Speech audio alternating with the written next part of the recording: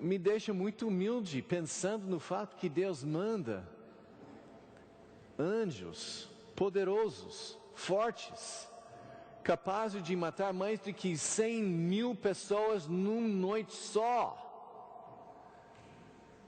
para de vez em quando me proteger e me acompanhar. Quem somos nós para merecer a atenção dessas entidades? E o fato é que nem merecemos, mas existe um bondoso Deus no céu que ama a gente, apesar do fato que nós somos feitos de barro, que nós somos barro animado e formado no formato da imagem e semelhança de Deus. E Deus nos ama de tal maneira que Ele manda essas entidades para proteger, ajudar e servir seu povo. Mas também no perigo do assunto. Nós podemos ver em Colossenses capítulo 2, não permito que ninguém que tenha prazer numa falsa humildade e na adoração de anjos os impeça de alcançar o prêmio. Está dizendo que aquelas pessoas fascinadas com os anjos estão correndo o risco de se desviar de um prêmio. Qual prêmio? Vamos ver. Isso nos dá uma advertência muito forte para não focalizar em anjos, para não cultuar anjos, para não adorar anjos. Reconhecer, ótimo. Até sentir gratidão, muito bem. Mas adorar, de jeito nenhum. Tal pessoa conta detalhadamente suas visões. Entre no internet. Não falta essas pessoas hoje em dia. E sua mente carnal a torna orgulhosa. Eu vi um anjo, os anjos conversem comigo, eu sou um mestre exaltado. Não, você é muito bobo. E alguém está aproveitando da atenção indevida, porque não existem somente anjos santos, existem anjos caídos também. Trata-se de alguém que já não tem contato com a cabeça, a partir da qual todo o corpo sustentado e unido por seus ligamentos e juntas efetua o crescimento dado por Deus. Eu entendo que neste versículo o prêmio é conhecer Cristo. E através de focalizar e conhecer e conversar e adorar os anjos, essas pessoas são desviadas de conhecer o verdadeiro alvo, Jesus Cristo, que de fato é a satisfação de todos os desejos de nossos corações. Também nós devemos ter muito cuidado com a especulação. Existem muitas especulações sobre este assunto. O João Calvino escreveu sobre o estudo de anjos: meu cuidado é ficar dentro dos limites prescrevidos pela piedade, para não confundir o leitor através de especulações além do meu alcance. Gente, eu traduzi, certamente existem erros de português nessas coisas, tudo bem? E tirá-lo da simplicidade da fé. Desde que o Espírito Santo sempre nos ensina o que é útil, mas totalmente omite ou superficialmente toca em assuntos que pouco contribuem à nossa edificação, certamente nosso dever é permanecer em ignorância voluntária. Eu admiro João Calvo pelo fato que muitas vezes, no livro dele, Os Institutos, ele chega ao ponto, e ele fala depois: agora muitas pessoas têm perguntas sobre tal, mas eu não falo porque as Escrituras não falam. Um homem completamente ligado com a palavra de Deus. Para não demorar nesse assunto, devemos nos lembrar que no assunto inteiro de religião, devemos observar a regra única de modestia e sobriedade. Em assuntos obscuros, não falar nem pensar ou desejar saber mais que a palavra de Deus entrega. A segunda regra é que na leitura das Escrituras, devemos dirigir nossos inquéritos e meditações às coisas que inclinam-se à edificação, e não paparicar nossas curiosidades ou estudar as coisas sem proveito. Então, para sermos sábios de verdade, devemos renunciar às conversas tolas de homens ociosos sobre a natureza, ordens, números de anjos, as quais não têm nenhuma autoridade da palavra de Deus. Sei que muitos zelosamente grudem-se a estes tópicos, e neles encontram mais prazer do que nos que fazem parte da vida cotidiana da fé. João Calvino. Qual é a definição de angelologia? De fato, na angelologia, como já falei, nós tratamos muito mais do que só anjos. Mas essa palavra é a palavra comum, então vamos aproveitar. A angelologia é o estudo sistemático da palavra logia sobre os seres espirituais que conhecemos como anjos. A palavra em grego é angelos. O estudo classicamente trata os anjos santos e caídos, inclusive Satanás, com respeito de existência, ordem, natureza, classes, atividades, habitações e o futuro. Para nós, o que é revelado pela palavra de Deus sobre estes assuntos. Alguns teólogos preferem separar o tratamento de Satanás, anjos caídos e demônios, sobre demonologia. Porém, Satanás um demônio não é. E um anjo caído continua anjo, conforme o uso da palavra dentro da palavra de Deus. É questão de inclusão. Nós vamos tratar os seres espirituais santos. Nós vamos tratar os seres espirituais caídos. E provavelmente eu vou introduzir uma ideia para vocês, que eu vou guardar até a quarta semana. Nós vamos tratar os demônios. A ideia judaica dos demônios não é que os anjos caídos se tornaram demônios. Os demônios são outros seres espirituais. E nós vamos ver essa ideia nos judeus do tempo de Jesus, nós vamos ver isso nos pais da igreja até Agostinho, e nós podemos encontrar isso em alguns teólogos hoje em dia. Mas a primeira pergunta: os demônios, realmente, os anjos, santos e caídos, realmente existem? Podemos ver Hans Heinrich Wendt. A consciência piedosa e crente da presença imediata de Deus, expressada em tantas declarações do salmista, foram suplantadas no judaísmo posterior pela crença nos anjos, que aproxima a crença supersticiosa nos santos pela parte da Igreja Católica. É significante que os judeus, durante o período de Jesus, nem poderiam pensar na promulgação da lei na Monte Sinai, o alicerce de toda a sua religião, senão pelo intermédio dos anjos. Quer dizer, os anjos são somente o fruto de uma imaginação piedosa. Talvez vocês se lembrem daquela conversa que eu tive com o diretor de teologia num seminário aqui no Brasil, que falou que Jesus acreditou em anjos e demônios porque ele era um judeu ignorante do primeiro século e nem sabia melhor. Que bom batista é ele, né? Hoje em dia é muito comum negar a existência dos anjos por teólogos.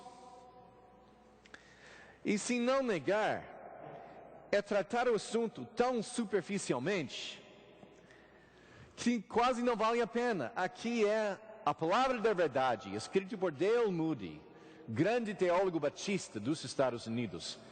Ele já morreu, não sei para onde ele foi, mas ele escreveu essa teologia sistemática. E neste livro, onde ele dedica 40 páginas à pergunta, Jesus poderia pecar ou não, ele dedicou 3 pagininhas. Existe essa palavra em português? E a terceira página é somente um parágrafo lá em cima, com o assunto de anjos. Quer dizer, nem importa. Agora uma recomendação. Se vocês quiserem um tratamento muito bom, muito bíblico, muito focalizado, sem especulações, o Charles Ryrie, excelente. Ele dedica alguns 4, 5 capítulos inteiros ao estudo. E de fato é um estudo muito piedoso, muito cuidadoso. E segue aquela coisa de Calvino. Ele escreve por nossa edificação, não somente pela especulação. As objeções. Primeiro, nós podemos encontrar a visão científica. O que não encaixa dentro do meu tubo de ensaio não existe. Se eu posso colocar essa coisa ou na frente de um telescópio ou embaixo do meu microscópio, não existe. O problema é, estamos tratando seres espirituais com métodos físicos. Isso é como alguém dizer, aquela coisa de raios ultravioletas não existem porque eu nunca vi. É claro que nunca viu, porque seu olho não é capaz de enxergar essa coisa. Você precisa de um instrumento adequado para o assunto. Quando o assunto é um ser espiritual, você não pode colocar os métodos de uma ciência física com seres espirituais. Também nós temos a visão moderna do universo. Eles olham para a Bíblia e os teólogos dizem, não, a ideia é, você tem o céu em cima, a terra no meio, e você tem o inferno lá embaixo. E nós sabemos que embaixo da terra é somente mais céu, o universo, mais estrelas em todas as direções. Então essa visão dos anjos no céu, Satanás lá no inferno, é uma perspectiva muito antiga que sabemos que reflete uma mentalidade antiga. Mas de fato, não existe nada escrito na Bíblia sobre o céu e o inferno. E de fato, eu tenho algumas ideias que vou apresentar. Por que o inferno? Por que lago de fogo? Existe uma explicação perfeita por que um lago de fogo. E o que é um lago de fogo? Vamos falar um pouco mais sobre isso na quarta semana. Não existe nada nas Escrituras sobre os anjos e onde estão que entre em conflito com o que nós conhecemos sobre o universo. A visão evolucionária de religião. Essa visão é a ideia de anjos foi evoluindo. E de fato, os judeus não tiveram nenhuma ideia de anjos até o exílio. Eles foram para a Babilônia, foram para a Pérsia, e lá encontraram a ideia de anjos, e adotaram essa perspectiva de anjos, mas antes disso eles não tiveram nenhuma ideia de anjo. Primeira coisa, para fazer isso eles têm que negar que o Pentateuco foi escrito antes do exílio, que eles negam.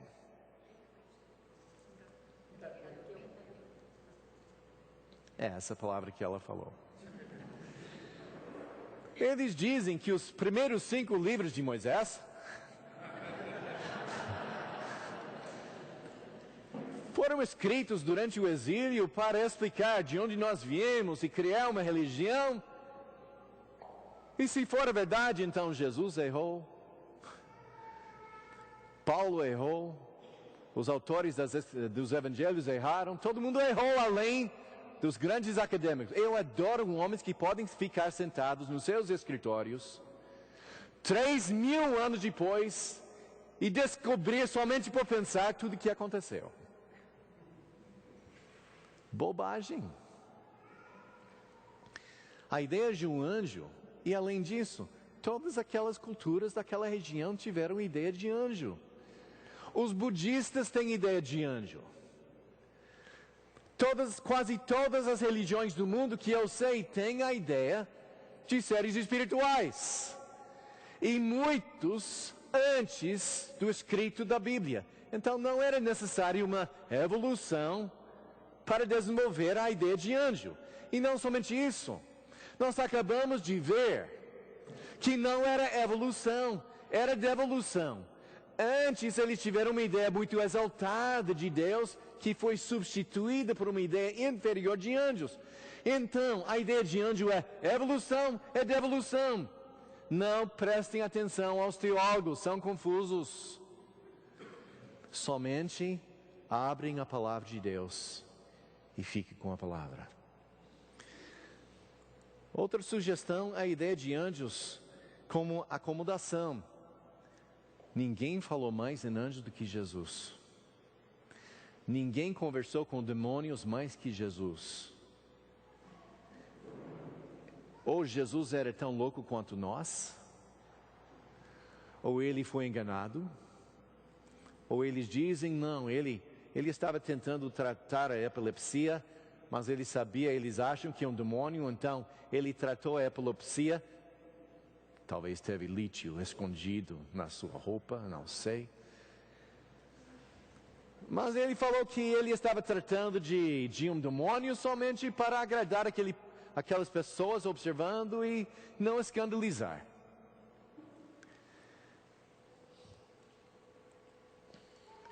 Mas primeiro nós temos as afirmações bíblicas.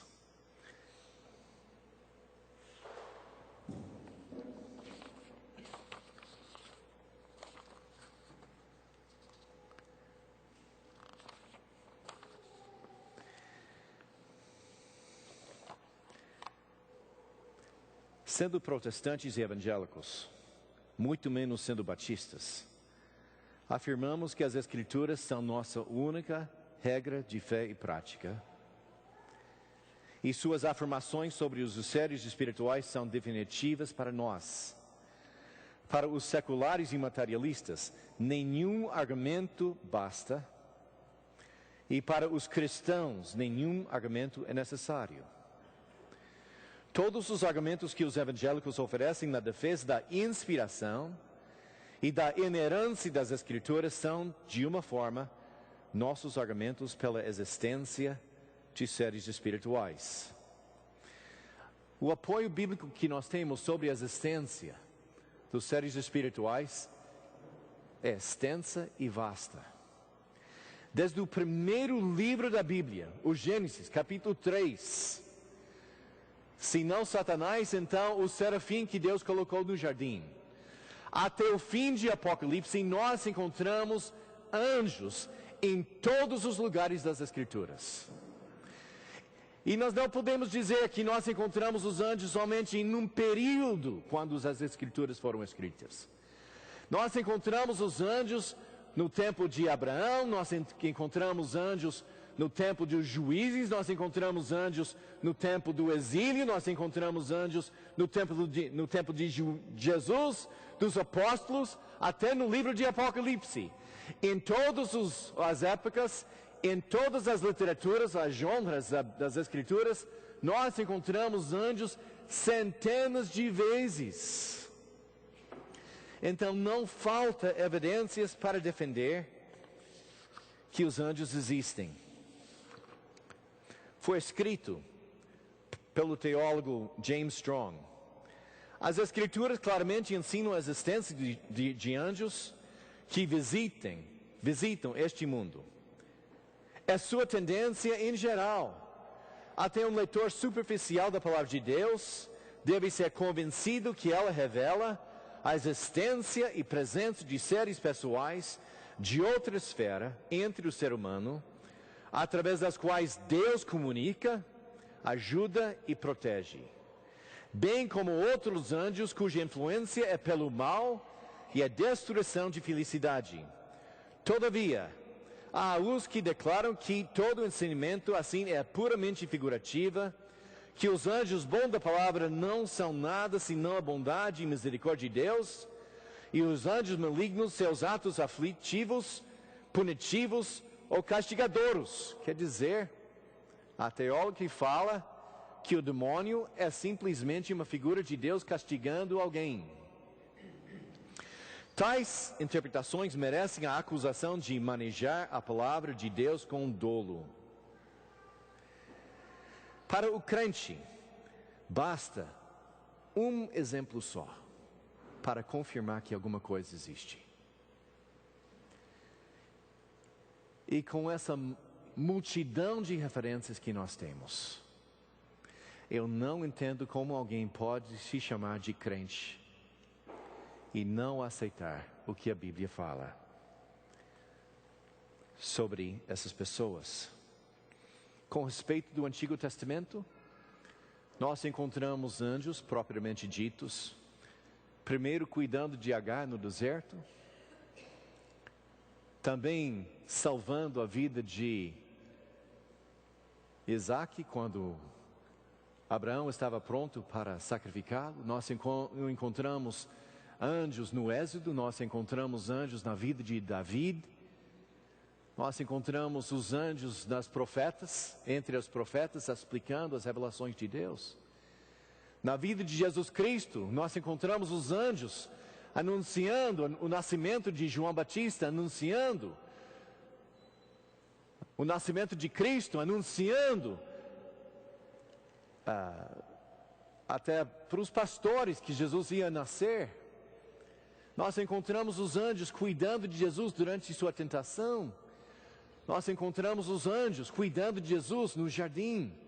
Nós encontramos os anjos anunciando sua ressurreição. Os anjos fizeram grande parte da vida de Jesus Cristo. Nós encontramos os anjos no livro de Atos, liberando Pedro da prisão, anunciando para Cornélio. Interessante, eles não anunciaram o Evangelho. Anunciaram onde Cornélio poderia encontrar o Evangelho.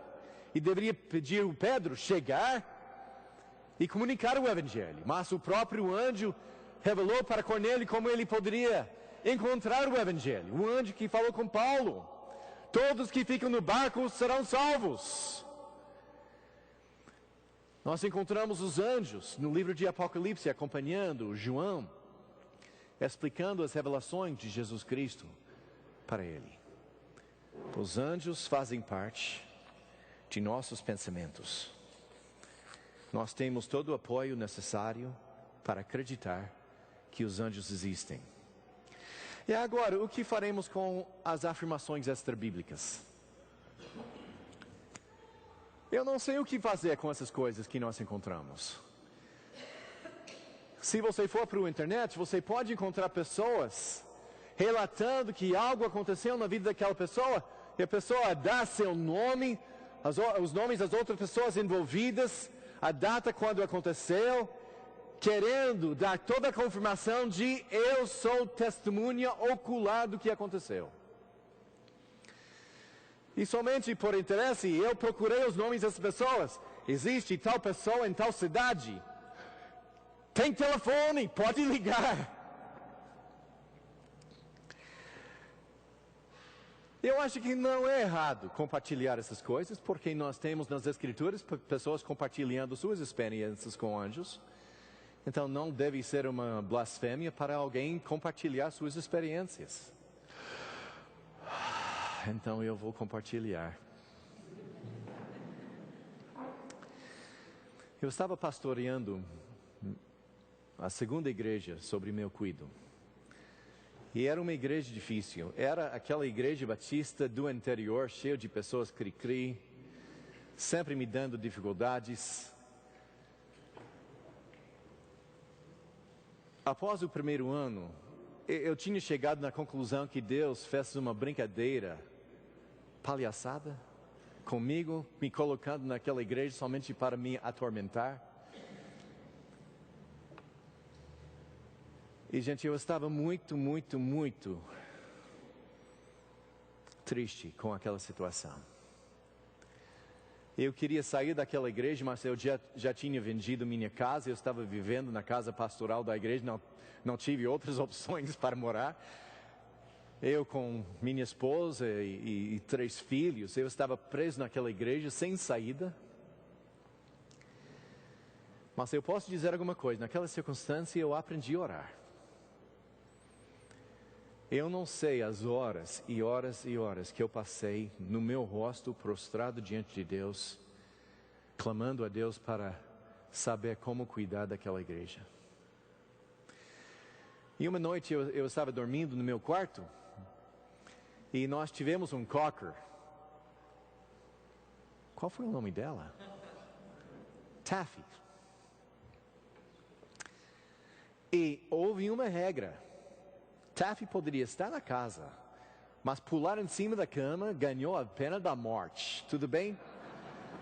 Então ela sempre dormia no nosso quarto. E uma noite eu estava dormindo e subitamente eu acordei. Ela tinha pulado em cima da cama e estava deitada em cima das minhas pernas, tremendo. E eu chutei nela. Tá fazendo? Sai daqui! E gente, eu estava conversando com ela e eu olhei para a porta do meu quarto. E gente, eu vi a sombra de alguém na porta do meu quarto. E o cara era maior do que a porta. Eu pensei, eu deixei uma porta não trancada e Freddy Krueger veio visitar a gente. E com muito medo eu falei, quem és tu? E era como uma luz iluminou a cabeça e os ombros dessa pessoa. Eu me lembro até hoje a aparência da pessoa, a cor dos seus cabelos, até a cor dos seus olhos. Ele me deu uma mensagem. E você se lembra quando você desligou aquela televisão antiga que saiu num pontinho de luz e aconteceu exatamente desse jeito? Eu vou manter a mensagem entre eu e ele, né? Mas ele me chamou de coisas que eu nunca teria ousadia de dizer por mim mesmo, me dando encorajamento e força, me encorajando que Deus não tinha esquecido de mim, que Ele estava acompanhando de perto e para não desistir. Nunca aconteceu antes, nunca aconteceu depois. Eu não estava tomando nenhuma droga. Se fosse as drogas, eu teria passado por muito disso no ano passado, né? Mas eu quero dar somente uma testemunha de uma pessoa que aconteceu na minha vida. Se você aceitar ou não, é para você julgar. Também nós temos essas coisas. Existem várias fotos que você pode encontrar de novo na internet. E de novo essas pessoas não estão querendo esconder quem sou eu. Essa foto foi batida por uma mãe, a família estava lá, no acampamento, lá no meio de, sei lá, nos Estados Unidos, e foi anunciado no rádio que um prisioneiro escapou da prisão exatamente naquela região. E ela e suas filhas ficaram de joelho perto do fogo, orando pela proteção de Deus. E ela olhou para suas filhas, e você pode ver suas duas filhas aqui nessa foto, orando. A imagem das suas duas filhas orando era tão preciosa que ela pegou sua câmera e bateu uma foto. E quando ela foi buscar a foto de Walmart, o homem fez questão, o que está nessa foto? Você pode ver a cor do fogo, né? Mas por trás dessas meninas você pode ver a imagem de uma pessoa que aparentemente que estava acompanhando essas orações. Essa foto foi batida por uma menina em Colorado, lá nas montanhas. Ela mora em Montrose, Colorado. Você pode encontrar o telefone dela, pode ligar para ela. Ela estava somente com um telescópio batendo fotos do céu. E mais uma vez ela procurou a foto da loja que estava revelando a foto, e o homem muito assustado falou, fale comigo como você montou essa foto, porque é muito lindo, muito linda. Ela nem sabia o que ele estava dizendo. E o técnico mandou a foto para um laboratório, porque é muito fácil saber? Isso foi em 1988. É muito fácil saber quando uma foto é montada. E a resposta era, essa foto, por toda a técnica que nós sabemos, é verdadeira. Talvez você possa enxergar a imagem que está na foto. Mas precisamos entender alguma coisa. Não existem somente anjos. Existem vários tipos de seres espirituais. Podemos encontrar isso, por exemplo, em Efésios 3. A intenção dessa graça era que agora, mediante a igreja, a multiforme sabedoria de Deus se tornasse conhecida dos poderes e autoridades nas regiões celestiais. Pense neste versículo. Existem aspectos de Deus que os anjos não poderiam entender, senão através do que Deus está fazendo com a gente. Pense um pouco. Como Deus poderia mostrar que Ele é misericordioso se nunca houve alguém que pecou?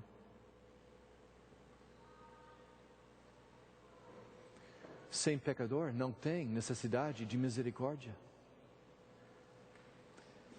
E através do Evangelho, Deus está revelando até para os anjos um aspecto do caráter dele que não foi revelado antes. Até com os poderes e autoridades nas regiões celestiais. Colossenses 1,15. Ele é a imagem, Jesus é a imagem do Deus invisível, o primogênito de toda a criação, pois nele foram criadas todas as coisas, nos céus e na terra, as visíveis e as invisíveis, sejam tronos ou soberanias, poderes, autoridades. Todas as coisas foram criadas por Ele e para Ele. Aqui nós temos vários tipos de seres espirituais. Cada palavra representa um ser diferente do que o outro. E quando fala que todas as coisas sejam visíveis ou invisíveis foram criadas por Ele, nós podemos ir para Gênesis capítulo 2, versículo 1. E assim foram completos os céus e a terra com todos os seus exércitos. Quais são os exércitos da terra? Nós temos os animais que rastam no chão, nós temos os bichos no mar, nós temos as aves no céu voando. E quais são os exércitos do céu? E nós vamos ver que existe uma ligação forte e firme entre os anjos e as estrelas. Todas essas coisas foram criadas por Deus, por Jesus Cristo. Por meio da ressurreição de Jesus Cristo, que subiu ao céu, e está à direita de Deus, estando em submissão a Ele, anjos, autoridades, quer dizer, as autoridades não são os anjos, e os poderes. 3 grupos diferentes, todos seres espirituais. E as autoridades não são anjos. Os poderes não são anjos. São outro tipo de ser, também revelado nas Escrituras. Então, quais são as classes de seres espirituais que nós encontramos? Vamos fazer uma pausa aqui e vamos fazer nosso intervalo. Quantos minutos o intervalo? Vamos fazer nosso intervalo de 15 minutos e depois nós vamos voltar para o nosso estudo dos seres espirituais. Mandou alguém, uma pessoa humana que levou uma mensagem para chamar a outra pessoa. Nós podemos encontrar isso em Neemias. Neemias enviou seus mensageiros. Essas pessoas foram seres humanos, levando as mensagens de Neemias. Nós podemos encontrar isso no Novo Testamento. João Batista é o anjo de Jesus. Mateus 11:10. Este é aquele a respeito de quem está escrito: enviarei meu mensageiro, a palavra em grego é anjo. Mas João Batista não veio voando, ele veio andando. Nós podemos encontrar isso sobre os mensageiros de João Batista, que ele mandou para perguntar de Jesus: és tu o Messias ou deveríamos procurar outro? Depois que os mensageiros de João foram embora, e a palavra é depois que os anjos de João Batista, mas foram pessoas. Então a palavra anjo, seja hebraico, malachim, ou seja grego, angelos, pode fazer referência a uma pessoa como nós. Mas nós temos também nos anjos, propriamente ditos. Em geral, a palavra é usada de seres espirituais, mensageiros que vieram de Deus. Por exemplo, nós podemos ver o anjo que falou com Agar, o anjo que falou com Abraão, as ocorrências que nós já vimos. Mas agora vamos falar um pouco sobre sua aparência. Quando aparece anjo, geralmente na Bíblia, não tem asas. Os 2 homens que foram para Sodoma, se eles têm asas de verdade, foram escondidos embaixo da roupa, né? E é possível que foi desse jeito. Eles podem assumir a forma que eles querem assumir. Quando nós encontramos, por exemplo, o anjo que falou com os pais de Sansão sobre o nascimento dele, nem souberam que era anjo. Um homem de Deus veio. Como estava ele? Muito lindo, ela falou. E ele estava conversando. Posso fazer uma comida para vocês? Sim, mas eu não como. Mas eu aceito como oferta. E veio a oferta e ele tocou na comida, um grande fogo, ele entrou no fogo e subiu. E caiu a ficha. Temos visto um anjo, nem souberam que era anjo. Atos 1, quando Jesus foi para o céu, nós vimos 2 homens em roupas brilhantes. Roupas muito brancas. Mas nós vimos anjos. Por todas as aparências, era pessoa igual com nós. Claro, mais lindos, mas outra coisa. Mas eles encontraram um anjo sem saber que era anjo. E também é interessante, com respeito de anjos, propriamente ditos. Não estou falando querubim, não estou falando de serafim, estou falando em anjo. Nunca encontramos aqui na terra anjo com asas. Eu acho que tem. Eu acho que quando eles tomam carne, os anjos são capazes de sintetizar corpos. Os homens de Sodoma palpavam. Ló pegou ele pegou ele e puxou. Empurrou, puxou. Português e estrangeiro, sempre interessante. Abraão fez churrasco e eles gostaram de comer. Isso é muito triste. Significa que a comida de Sara era muito boa e a comida da mãe de Sansão era muito ruim, porque o anjo comeu um e não comeu o outro. Não sei. Mas quais são suas responsabilidades? A primeira responsabilidade é comunicar a palavra de Deus a pessoas. O chamado de Gideão. Juízes 6:11. Então o anjo do Senhor veio e sentou-se sob a árvore grande, a grande árvore de Ofra. Gente, imagine isso. Tem uma árvore muito grande. E lá está sentado um anjo. Ei, Gideão, está tudo bem, rapaz? Como está indo?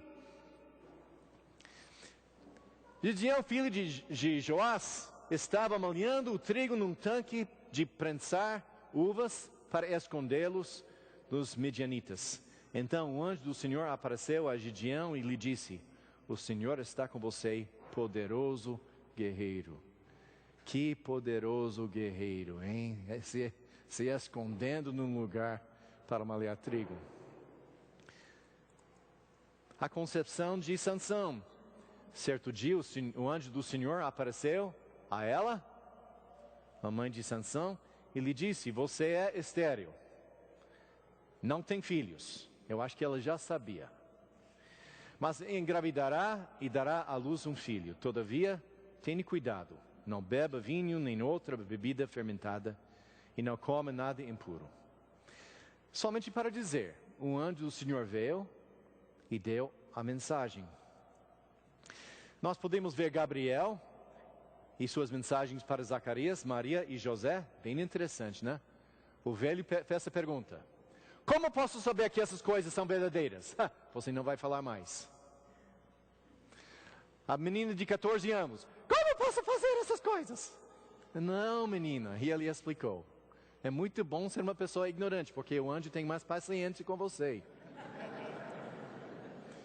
Nós podemos ver um anjo entregando a mensagem ao Cornélio: vá para lá, chame as pessoas, ele vai explicar as coisas de Deus para você.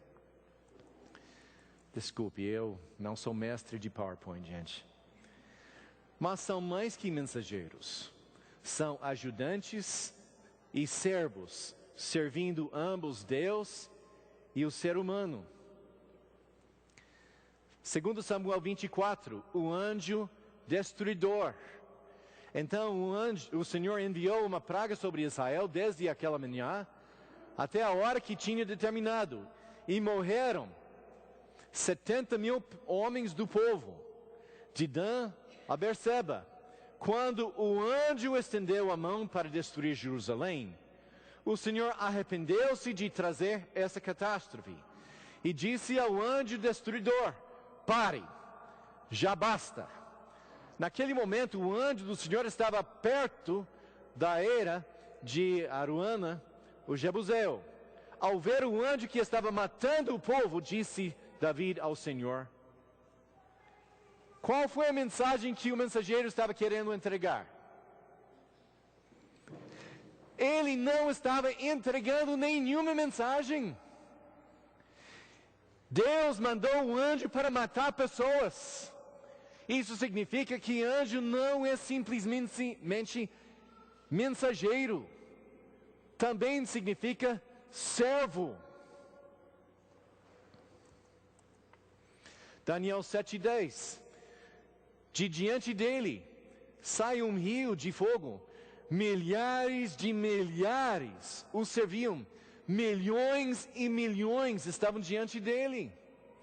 Estes anjos somente prestando culto ao Senhor, pronto para servi-lo. Eles não estavam entregando recados. Estes anjos, servos do Senhor na presença dele, milhões e milhões. Os anjos cuidam de pessoas. Hebreus 1:7. Quanto aos anjos, ele diz: ele faz seus anjos ventos e dos seus servos chamas de fogo. O que nós temos aqui em hebraico é um paralelismo. Foi escrito em grego, mas está citando o versículo do Velho Testamento. E quando você coloca essas coisas em paralelismo, a segunda melhor define a primeira. Então ele chama seus anjos de servos. São ventos, chama de fogo.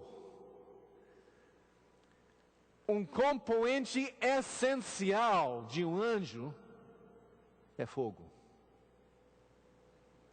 Pense no inferno. Se você botar um anjo caído no inferno, e ele é feito de fogo, faz mal?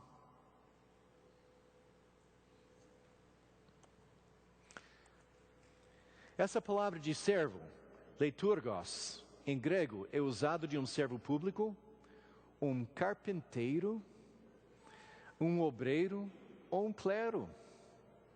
A ideia de um anjo é que nós temos uma hierarquia de seres espirituais. Nós vamos ver logo os anciões, os grandes honrados que fazem parte do concílio de Deus. E lá embaixo você tem os obreiros. Mande esse recado para lá. Eu vou lá. Cuide das pessoas. Eu vou cuidar. Nós podemos ver o anjo. Gênesis 48:16. O anjo que me remediu de todo o mal abençoe estes meninos. Parece que houve um anjo que estava acompanhando a vida de Jacó, não para entregar recados, mas para cuidar dele. Cuidando de Israel no deserto e Canaã. Êxodo 23:20. Eis que envio um anjo à frente de vocês para protegê-los por todo o caminho e fazê-los chegar ao lugar que preparei. Prestem atenção e ouçam o que ele diz. Não se rebelem contra ele, pois não perdoará as suas transgressões, pois nele está o meu nome. Eu acho muito engraçado. Não, Deus é muito duro, então eu vou conversar com o meu anjinho. Deus perdoa, um anjo não perdoa. Deus é misericordioso, um anjo nem entende as bobagens que você faz. Então é muito melhor ficar com Deus. Se vocês ouvirem atentamente o que ele disser e fizerem tudo o que lhes ordeno, serei inimigo dos seus inimigos e adversário dos seus adversários. Se lembra quando Josué encontrou este anjo? Ele estava lá no campo, olhando, ele encontrou um guerreiro. Fez a pergunta. Não sei falar isso em português. On whose side are you? Por cujo lado você está? Qual lado? Ele respondeu, nenhum. Nem deles, nem de você. Eu estou pelo lado de Deus e Deus me mandou ajudar você. Gente, os anjos não têm nenhuma piedade com a gente. Eles não são nossos amiguinhos. Eles são os servos de Deus que acompanham a gente porque Deus mandou. O meu anjo irá à frente de vocês e os fará chegar à terra. Cuidando de Elias no deserto. Ministrando ao Jesus depois da sua tentação. Liberando Pedro de prisão. Mais uma vez, se vocês pudessem ler isso em grego. O coitado Pedro está lá dormindo. Se preparando para encontrar o Senhor próximo dia. E vem um anjo. E está escrito em grego. E um anjo bateu no lateral. Cara! Acorda? Ok, tudo bem. Arrume suas coisas e venha. Só isso. Que gentileza. Bate, desperta e chama de volta.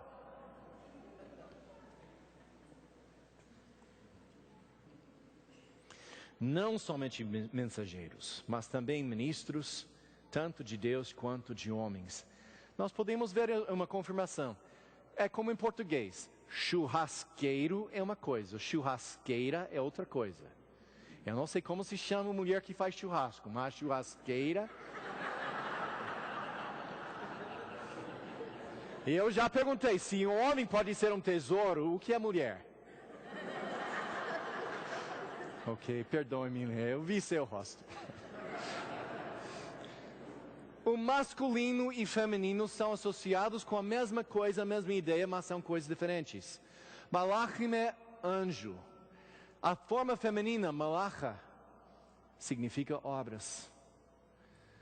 O anjo não é simplesmente mensageiro, é uma entidade que trabalha para cumprir as ordens de Deus. Provérbios 18:9. Quem relaxa em seu trabalho, e a palavra trabalho é malacha, irmão do que o destrói. Outro serviço, o relacionamento entre os anjos e as estrelas. Jó 38:6. E quem colocou sua pedra de esquina da terra, enquanto as estrelas matutinas juntas cantavam, e todos os anjos se regozijavam. E a ideia, conforme os judeus, é os anjos, estes anjos, nem todos os seres espirituais, estes anjos foram criados junto com as estrelas. E vendo a terra sendo criada, se alegraram pela obra que Deus estava fazendo. Sobre Satanás, Isaías 14. Como você caiu dos céus, ó estrela da manhã. Se lembra aquela coisa das contas das fadas? Eu não sei se vocês fazem isso na sua cultura portuguesa, mas nos Estados Unidos é muito comum, na hora de ver a primeira estrela da noite, fazer um desejo. Está pedindo desejo de quem?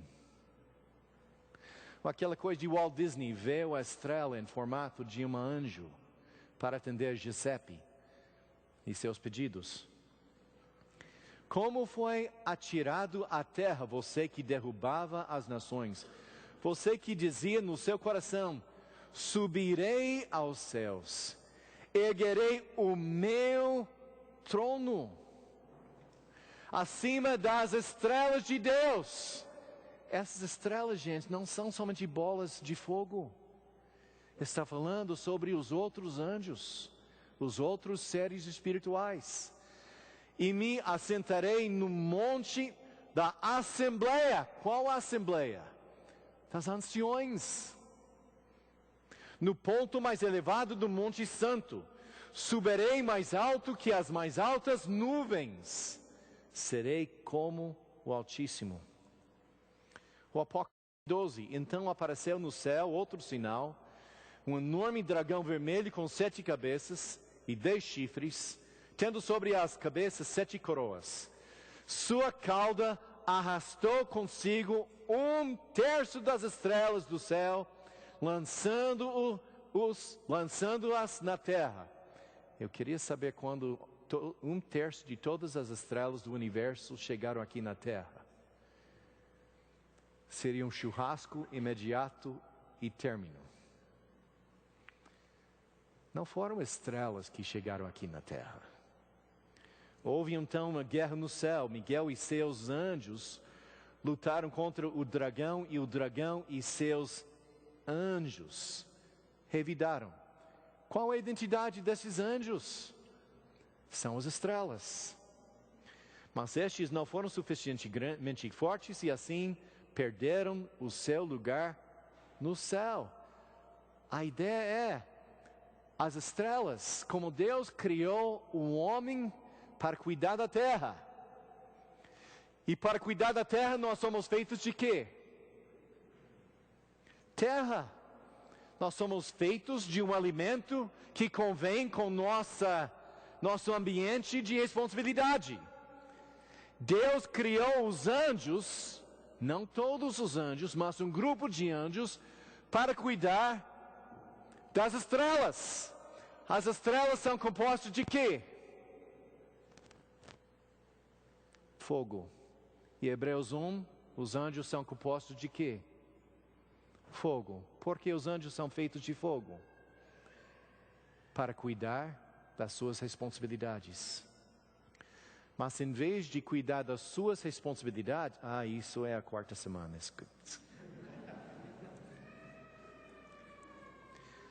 Mateus 24, 29. Imediatamente após a tribulação daqueles dias, o sol escurecerá e a lua não dará a sua luz, as estrelas cairão do céu e os poderes celestiais serão abalados. Está vendo? Estrelas e os seres celestiais ligados.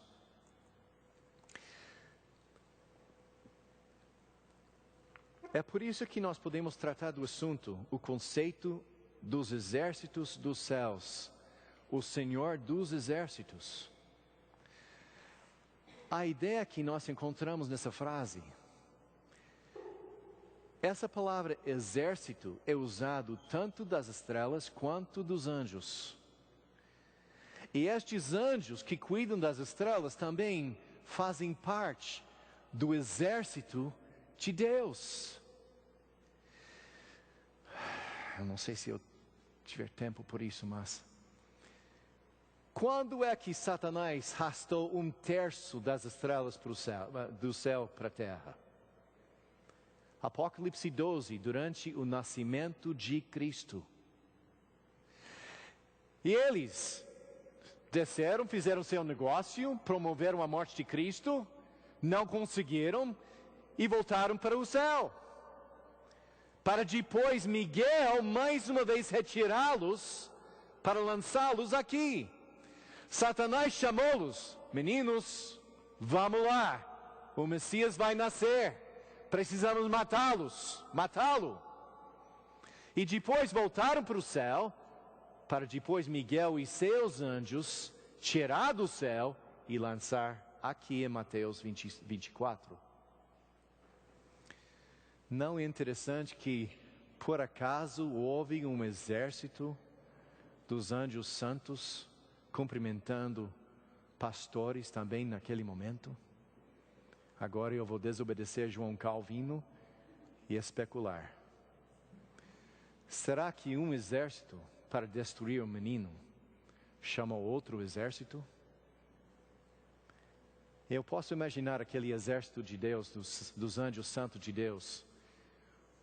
O campeão deles agora estava em formato de nenê.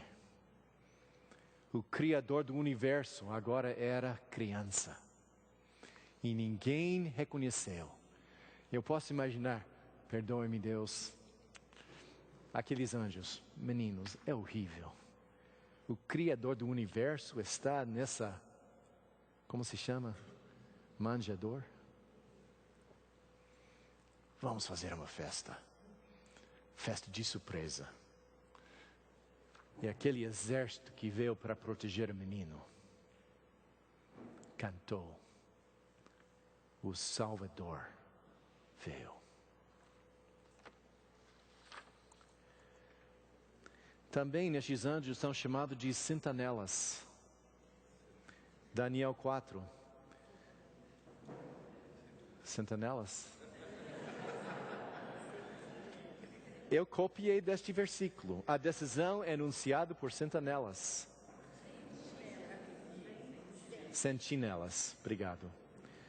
Os anjos declarem o veredito, para que todos os que vivem saibam que o Altíssimo domina sobre os reinos dos homens e os dá a quem quer, e põe no poder o mais simples dos homens.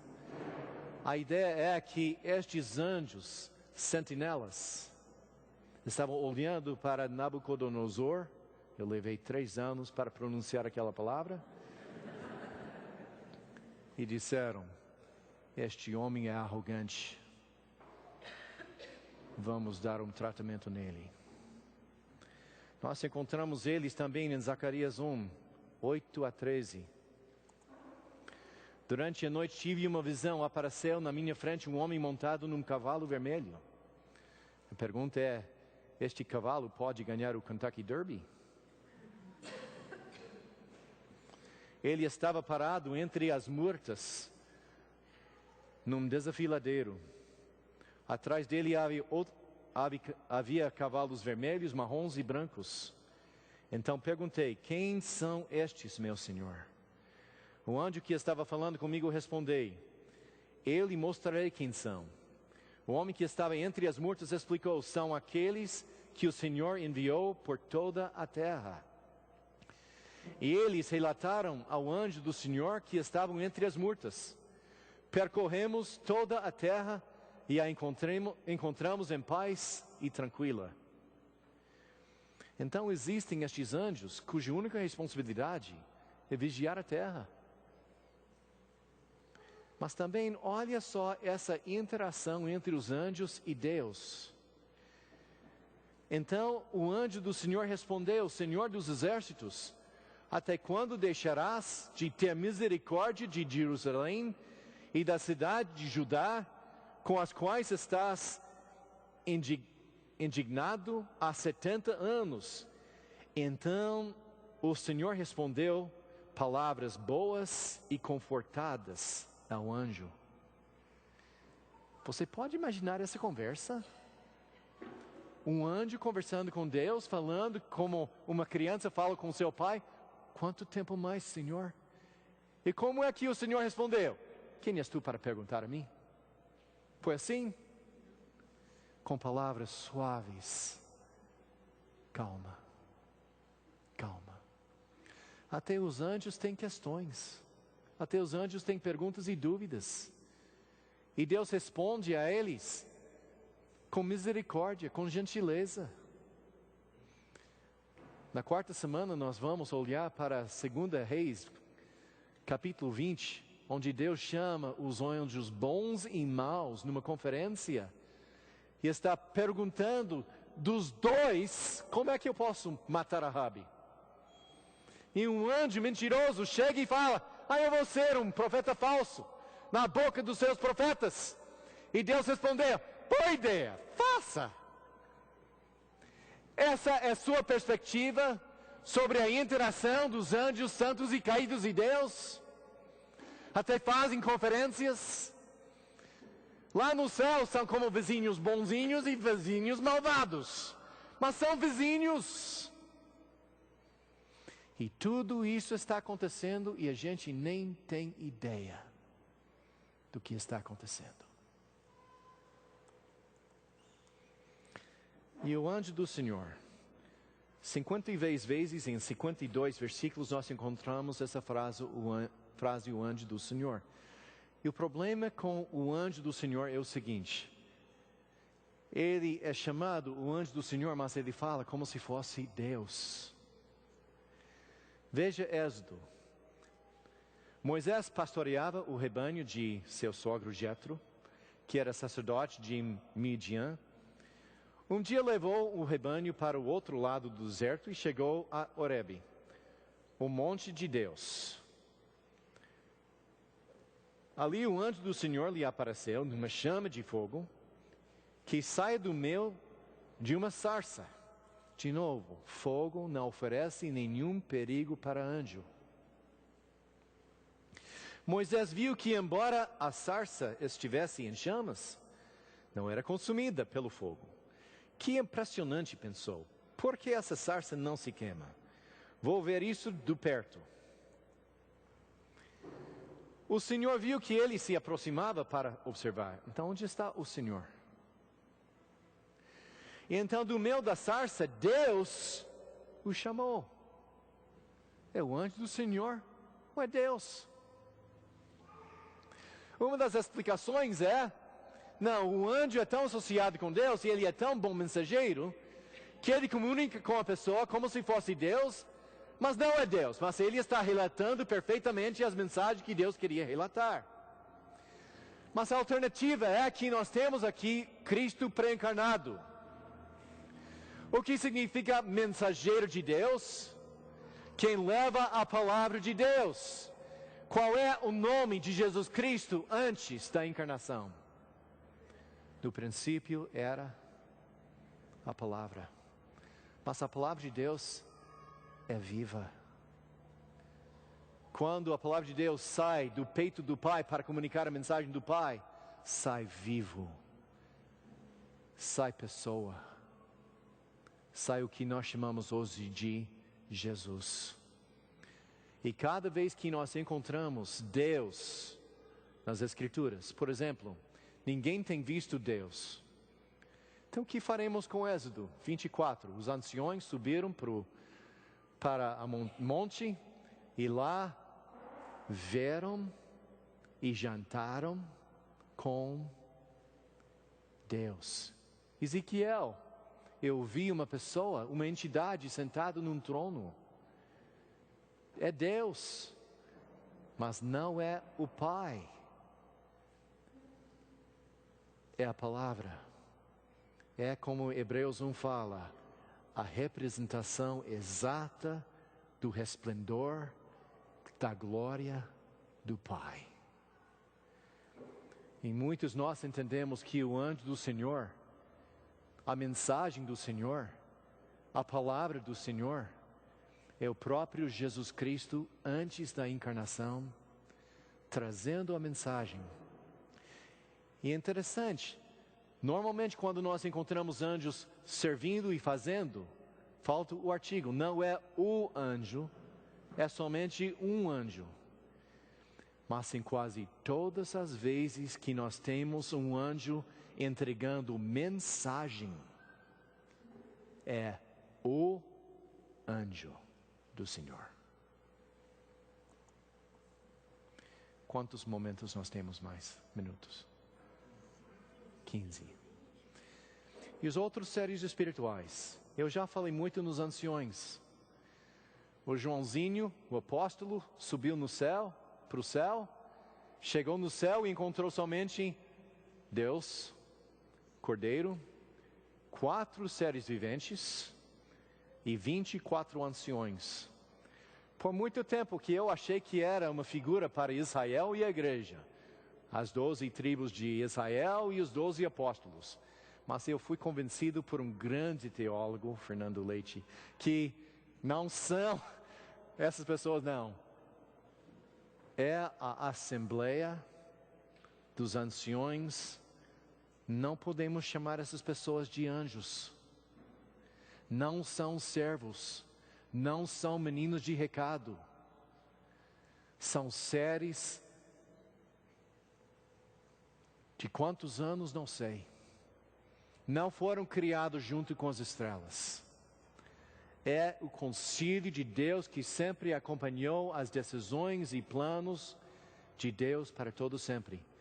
E veja bem, são eles que retiram suas coroas e lançam suas coroas aos pés de Deus.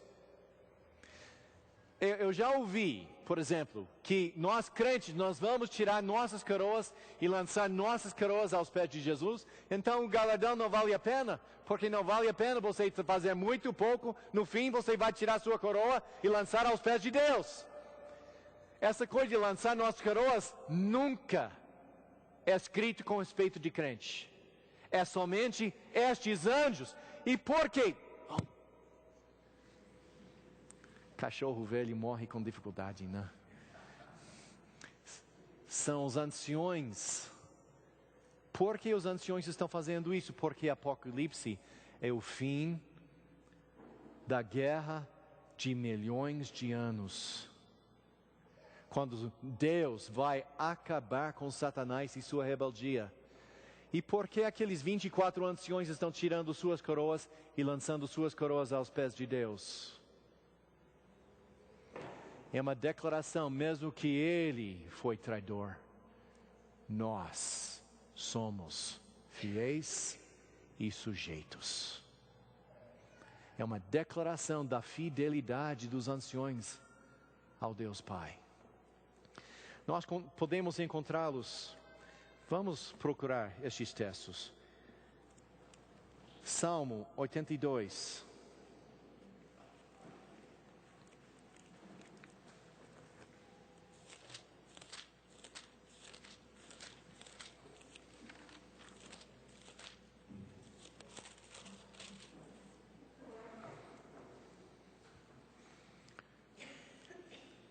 Versículo 1. É Deus quem preside a Assembleia Divina. No meio dos deuses, Ele é o juiz. Essa palavra deuses aqui é Elohim. Os fortes e poderosos. Cadê essa Assembleia Divina? Quais são estes deuses? Estes poderosos? Apocalipse 4. São os anciões de Deus. Não são anjos. São seres espirituais antiguíssimas. São os melhores amigos do Pai. E podemos ver isso também nos outros textos. Nós também podemos encontrar o serafim. Nós encontramos o serafim somente em um lugar. Isaías 6. Isaías subiu para a sala do trono de Deus e enfrentando e encontrando a santidade de Deus, ele reconheceu: eu sou um homem de boca suja. Quantos batistas vão passar por a mesma experiência? Não sei. Serafim, a palavra serafim é bem interessante. Significa alguém feito de fogo. Seraf, fogo.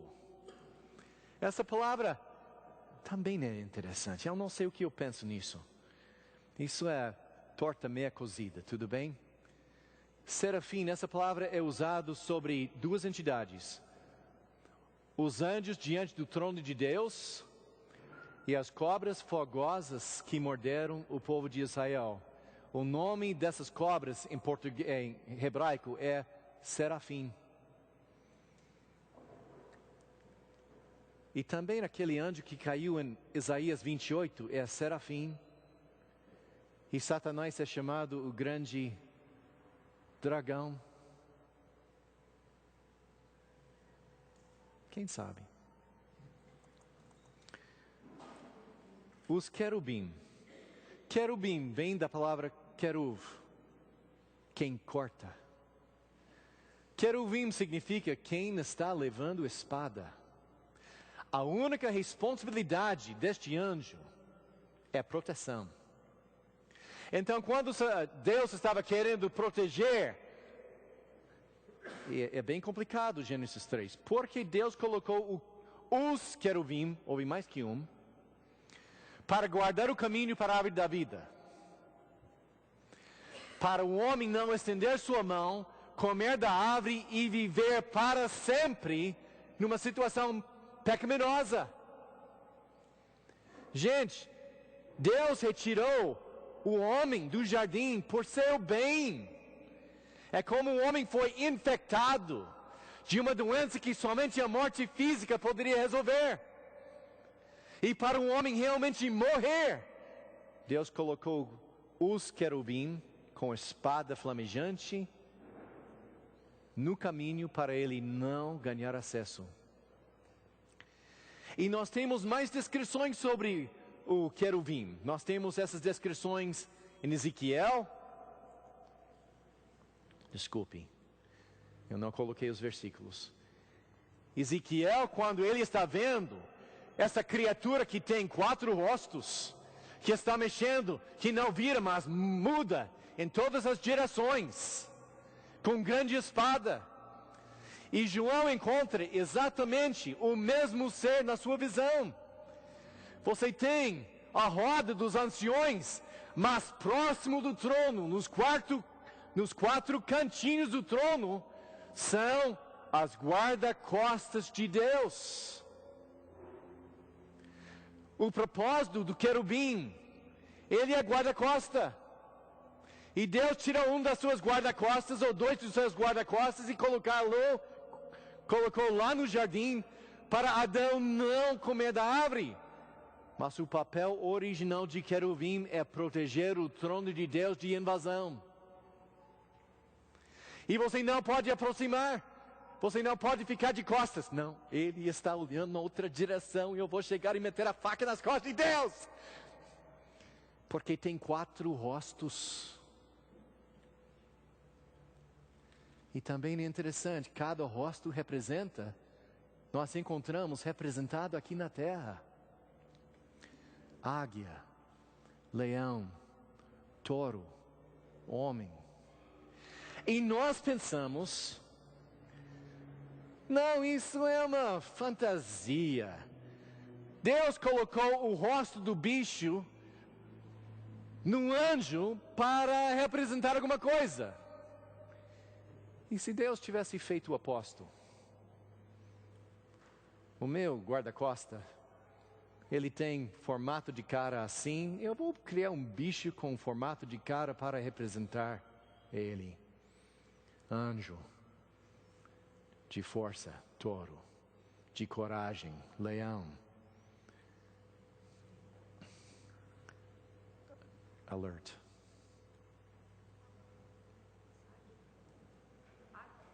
Não, águia, alert. Alerto, águia, homem.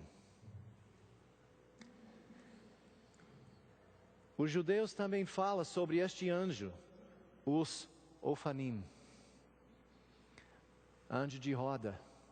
Se lembra aquela visão de Ezequiel que ele viu aquelas rodas grandes, uma roda dentro de uma roda, e a roda cheia de olhos. Os judeus aceitaram que este é outro tipo de ser espiritual.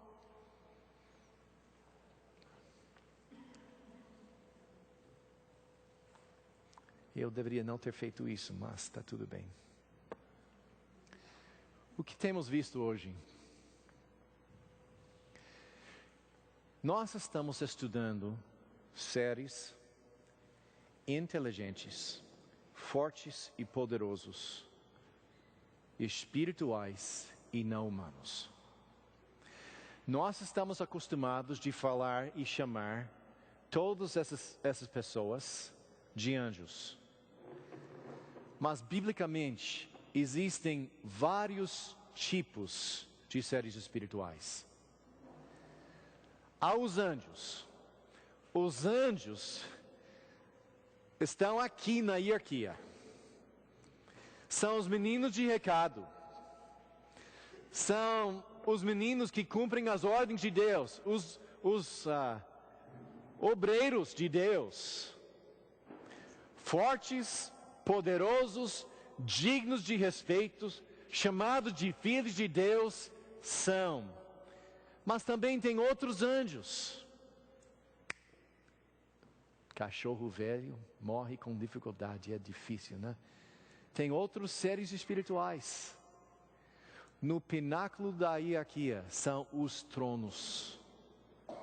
Os 24 anciões que sempre fizeram parte do concílio de Deus.